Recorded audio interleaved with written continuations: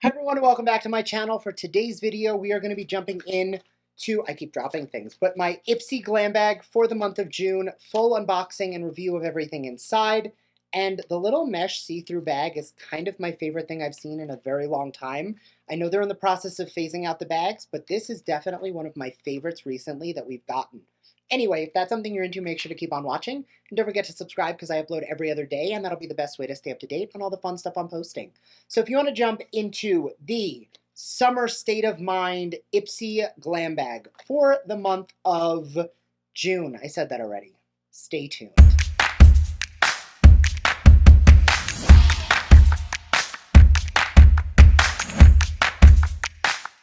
All right, so as we jump into the IPSY Glam Bag for the month, I do just want to reiterate a couple things. First, the way we see if this is a bag that's worth it is, would I be better off with $13 at Ulta, Sephora, Walmart, Target, wherever you end up getting your beauty products, or am I better off getting the IPSY Glam Bag? And secondly, this is not sponsored, but it is sent to me for reviewing purposes, so I did not pay for this. So when I say is it worth the money, I'm talking for somebody who is paying for it because this was sent to me.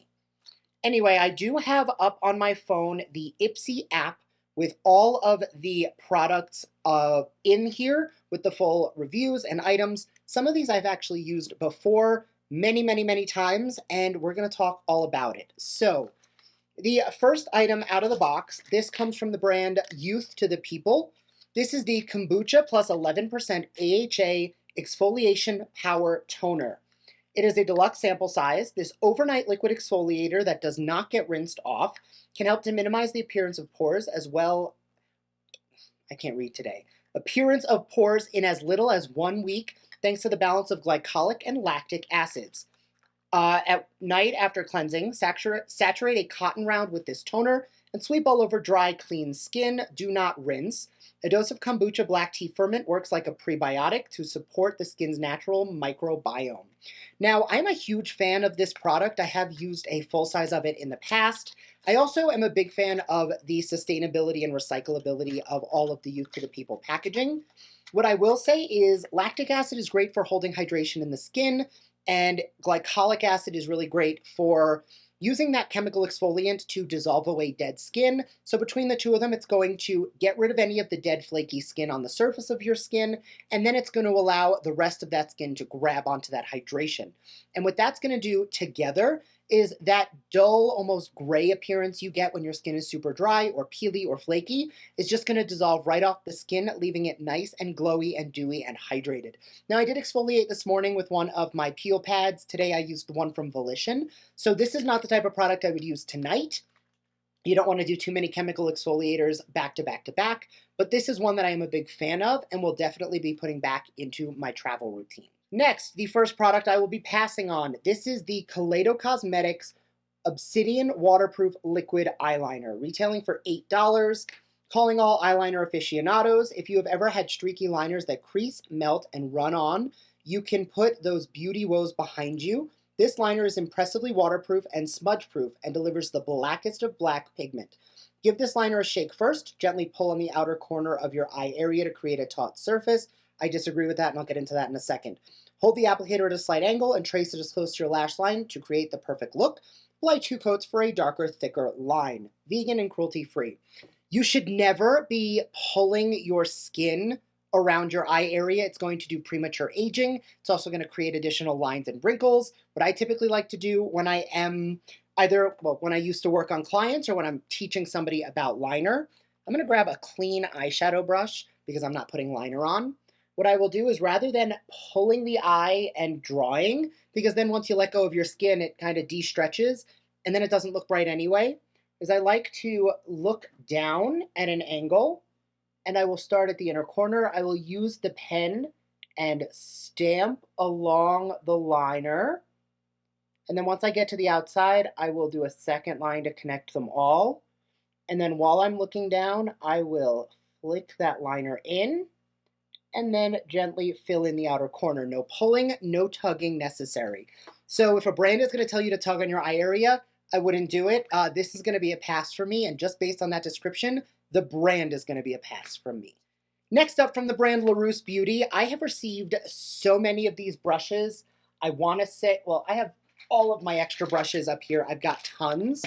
And this is one of the brands where I actually have quite a few of. They have the studded handles. These are the Larousse Beauty brushes. Definitely a great eyeshadow brush.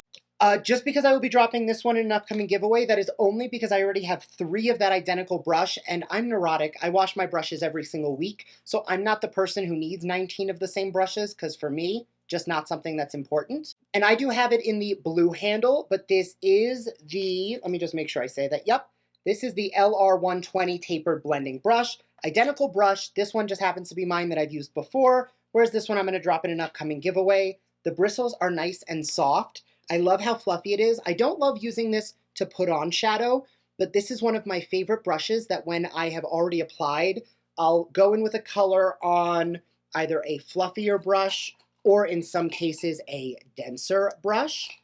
And then I will just take this to buff out and blend any additional edges, give myself a nice clean buff.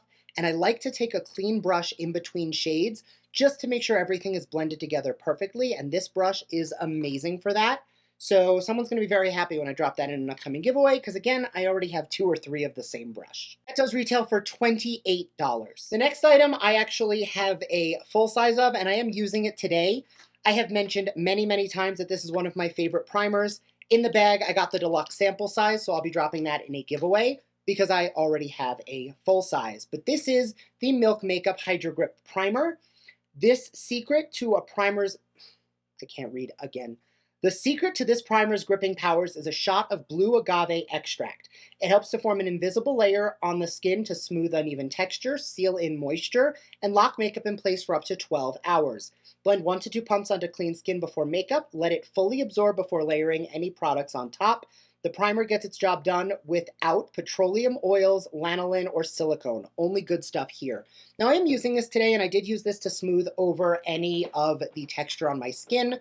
I have no foundation on. I have a tiny bit of concealer that's dotted in a certain areas I wanted to just have a tiny bit of coverage. And then I set it down with a lightly tinted powder. That's it. This is my skin with a tiny bit of product on top.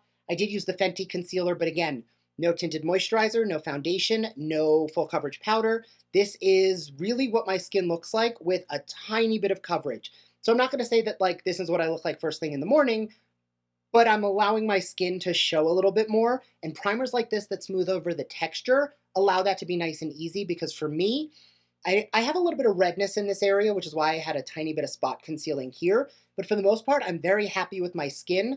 Sometimes I just have a little bit more texture or accentuated pores than I would like. So a product like this is great for just smoothing that over. And the last item comes from the brand Dew of the Gods, and I'm kind of surprised this is the first item with rainbow all over it.